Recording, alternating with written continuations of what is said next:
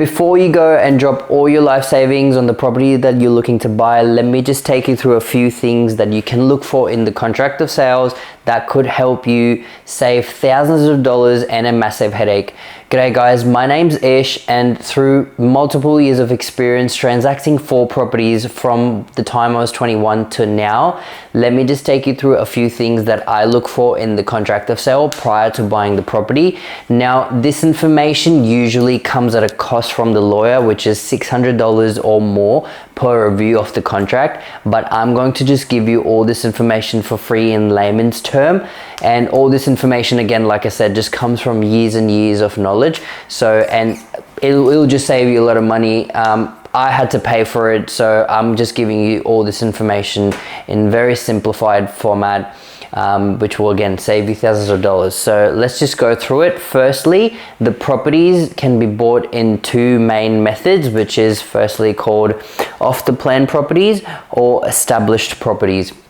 So with off the plan properties, they're usually going to be from a developer, and the developer will be selling bulk properties, so you wouldn't have a lot of wiggle room, a lot of negotiation rooms before purchasing the property. But the essential things that you can look for in that contract at the time is firstly the EER report, which is called the energy efficiency report, which is primarily will give you a rating on your energy efficiency, which goes from 4 all the way to 5, 6, 7, 8.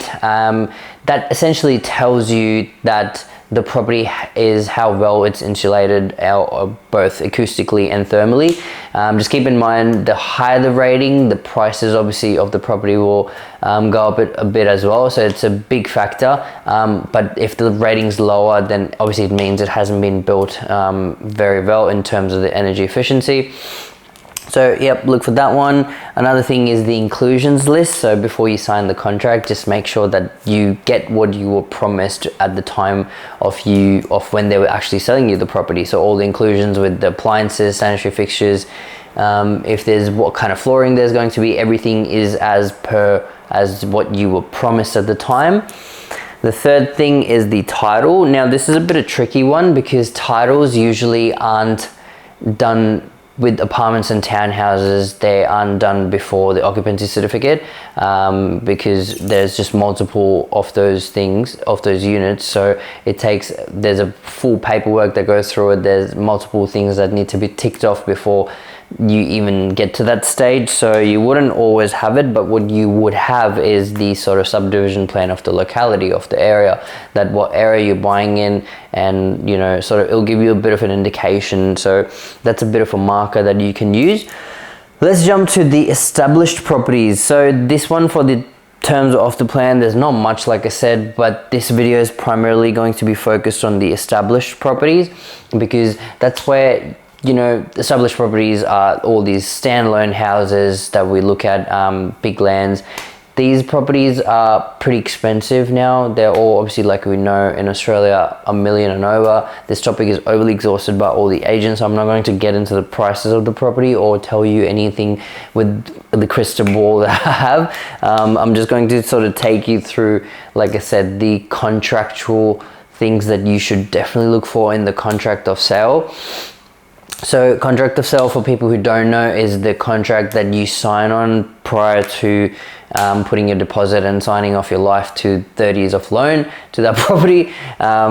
So in contract of sale, there are a lot of things that you should really look for. So definitely still go to the lawyer and get them to review the other parts of it. But before you actually sort of go to the lawyer, these are the 9 things that an overview.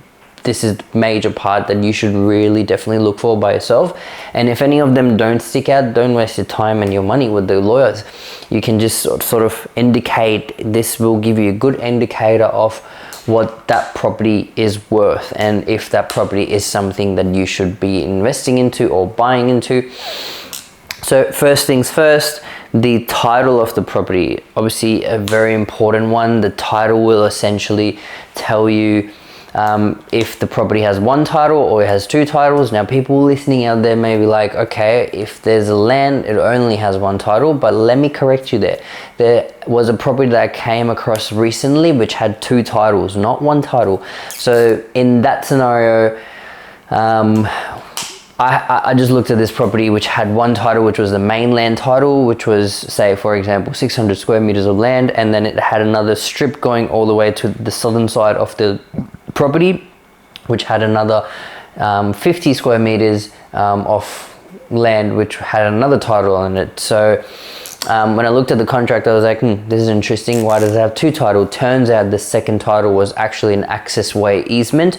I'm not going to go into what the easements and access way easements are. I'll make another video for that. But for the purpose of this video, it had, two titles. So, which obviously sort of raised red flags, and I was like, nah, not going to buy this property because it was access way easement as well. There's multiple issues with that. We'll keep that for another video. But yeah, look for what title that property has. It will tell you what block it is, what section it's on, what's the folio of the property, blah, blah, blah. These are all lodged by the government themselves, so they're obviously true in the information they provide. You can get a title lodgement application done, which costs 28 bucks, but for, when you're investing something with, $1 million in the property, you obviously want to have that cost to it as well. Just, get that done and make sure you're doing the right thing. So that title lodgement application will essentially tell you everything about that title, if there's any easements running under it, what are the council assets under it, blah, blah, blah. Like I said, I'll just go through all those things in another video, but yeah, just get your title, make sure there's only one title per land, there's no other additional titles. The second thing is the zoning. So with zoning, to put it in the most simplified format, there's two types of zonings, which are for residential use and commercial use. Now within this, there are multiple other zonings that come under it, but to understand very simply, there's only a residential zoning and a commercial zoning. Like it's pretty self-explanatory. The residential zonings are for the zonings which will have where you can build a house, double-storied, maybe single-storied, maybe you can put two houses, three houses, just depending on what the council permits as well. Whereas which are actually called GRZ1, so that means that you can, yes, that zone can have a house on it. It can't have a commercial property on it. Whereas the commercial zoning lands can only have commercial amenities, such as your suburb amenities like hospitals, schools, your stores like Woolworths, Coles, etc., are the ones that go on the commercial zonings. Now there are also some zones that are called the growth zones, which means that particular land is within the growth area. That means that it will obviously, again, self-explanatory, it will grow with the new amenities that will come across. The value of the land will go up. So that's why you'll probably see when you go on realestate.com, they'll have the house as a mentioned as in the growth zone area, which will have a higher price as compared to other properties. So yeah, just look for what the zoning is, and just make sure you know what your zoning is, because you don't want to be buying a residential zoning and then thinking, oh, I can't build a commercial property on a 3-story apartment block. No, you can't. There's a zoning for everything, so just look for what the zoning is. Another one is the rates and land tax. Now, this is again a very exhaustive topic. A lot of people have been talking about it, but I understand why, because it's an important thing to really consider when you're buying your property. You would want to know what the rates tax on the property and the land tax is. Now, these are two different types of taxes that are imposed by the government on the buyer or the owner of the property. So the rates tax is essentially applied on everyone, no matter who you are, which is for the maintenance of the amenities in that suburb, like your hospitals, schools, parks, etc. And on the other hand, land tax is only applicable on the properties which have been rented. So if you're an owner who has rented a property, no matter if it's a house, townhouse, or apartment, you have to pay land tax, because that's just what the government wants.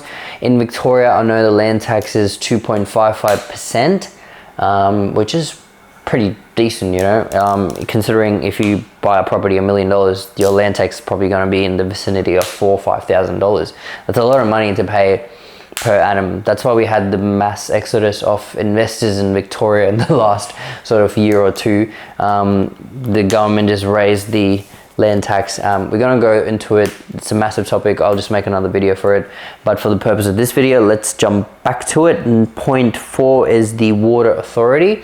So what the water authority is basically, I couldn't really find a technical term for it, but when I was purchasing a property, I just had a look at the contract of sale and had a form or a certificate from the council, water authority council. Where I was buying was in the southeast, so it was the southeast water, or they're called. If you're buying anywhere else, I think in north side and west side, it's called the Greater Western Water. So they would give you essentially a certificate which will tell you if that property is in the flood prone zone. What that means is essentially once in 100 years, there's a chance that we'll have this immense rain where there would be some properties that would be subject to flooding because they're just built in a certain way and the water travels obviously downwards because of the gravity. So they are the ones that are going to be the most vulnerable to that flood.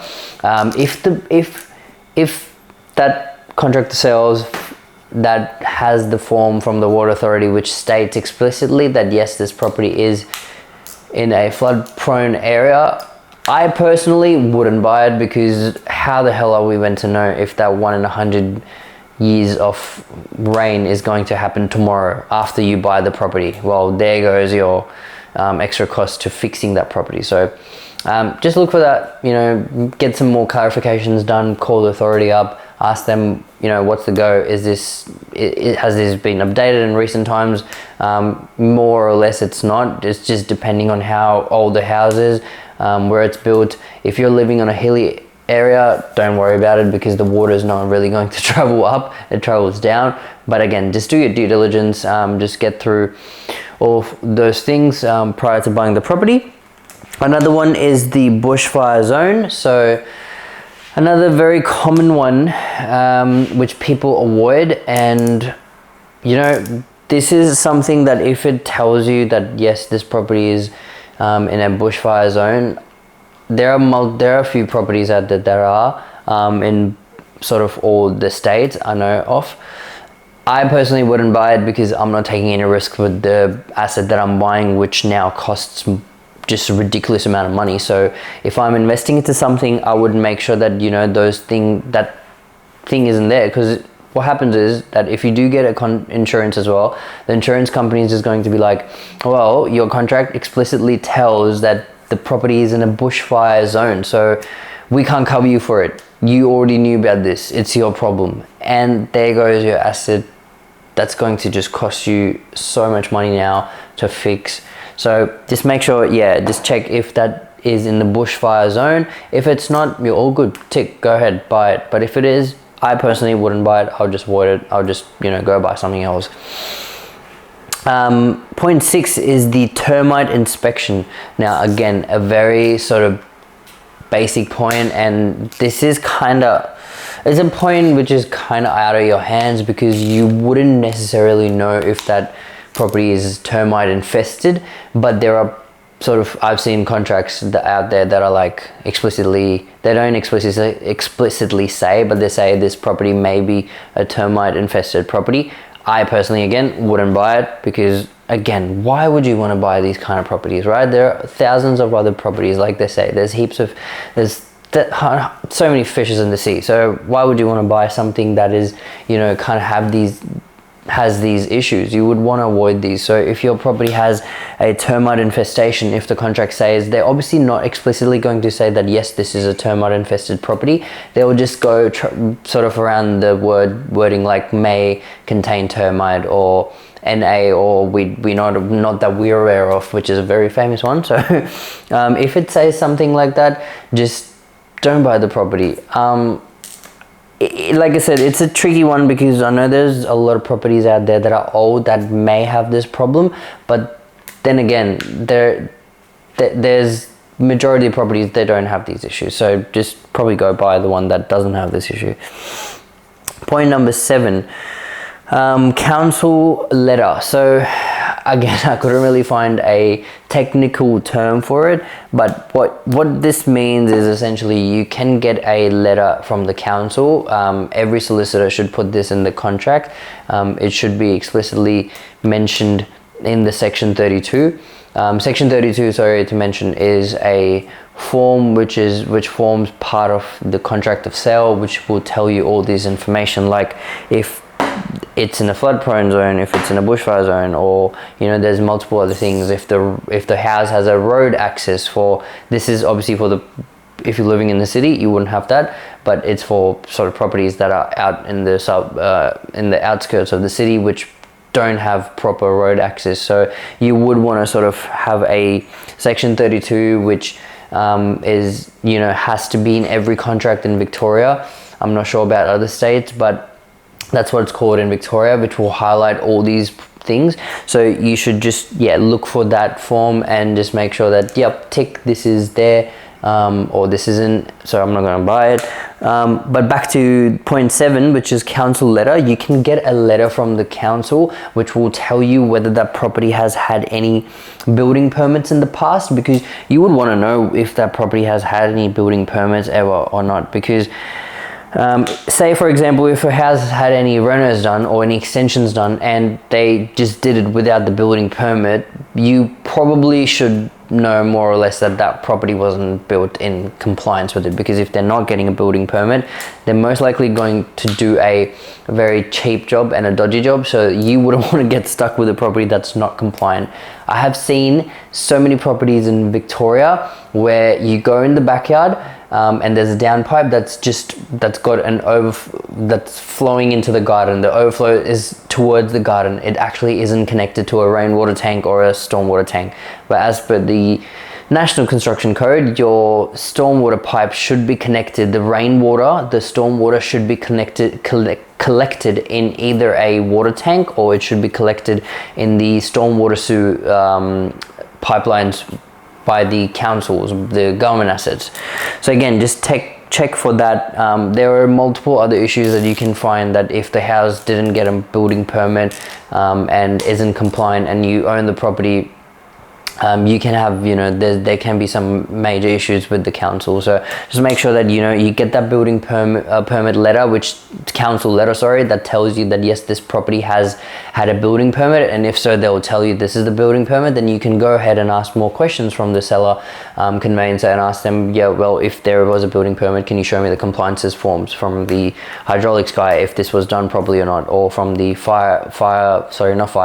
electrical person, or if that slab was poured within the construction code in an order that it's meant to be. So those things are extremely important, extremely crucial to pick on.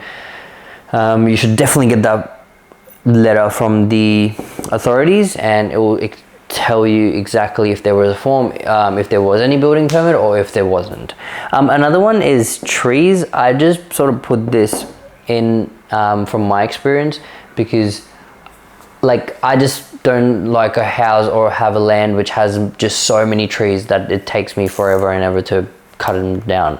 And in fact, there are trees that you can't actually touch. The council will tell you, no, you can't actually knock that tree down, because if you do, then they'll give you a massive fine. There's something called the canopy tree protection zone, which means that tree, I'll put that again for a different video, but just go and call the council, ask them that yes, there is this tree, there's a property that I'm looking at and it has a few trees, can I chop it down?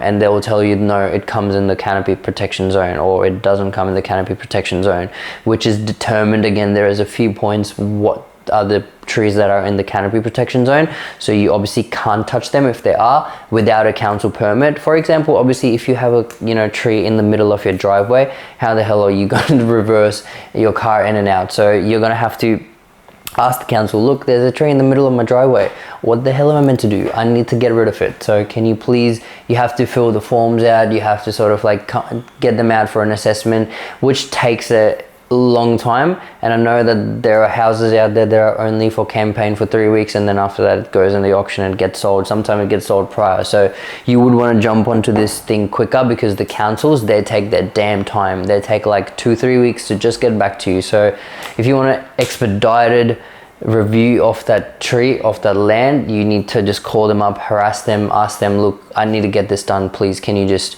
fill a form out, send it to them, email them multiple times, and they'll respond to you. Point number 8 is Vic Roads. So Vic Roads is an authority which looks after the road infrastructure in Melbourne, especially the arterial road. So you want to obviously get in touch with them and ask them, look, do you have any infrastructure projects coming up in the next year or two? Because you don't want to buy a house and it turns out that they're going to start a project that was, you know, that is going to go on for years and years. It's going to just devalue your property, and again, you'll just have the hassle of having that property, and turns out that every morning you open your door, oops, there's infrastructure works going on, or you just have all these noises coming into your house while you're trying to study or do your work or do whatever you want to do. And also, sometimes what happens is you buy a house and then Vic Roads comes through with a project and they are like, we're going to make a service road through here. A lot of people prefer living in a quieter side of the sort of the suburbs, not in front of the service roads. I don't know why that is. Some people are just weird like that, but that's just how it is. And if that's the case, it will most likely devalue your property. In a market where it's a tough market, you won't be able to sell your house for a greater price. Even if it's not a tough market, your price, I have seen price differences of the houses that are on the main road or the service road and the houses that are back in the sort of the quieter areas. The price difference is immense. It's like $80,000 to $100,000. So just, you know, get a Vic Roads assessment done. Ask them if they have any infrastructure projects. If they don't, then perfect, go ahead and get it. If they do, then you need to probably look into what could happen. How could your property, you know, devalue? Can you do something about it? Can you know, obviously look for another property, I guess. But yeah, get an assessment done by them. Again, they're a government authority, so they will take the damn time. And so yeah, just get onto them quicker. The last but not the least, because like I said at the start of the video, there are multiple factors that you should still be looking at, but these are the basic 9 points that are very, very important, and you can sort of pinpoint yourself as well in the contract.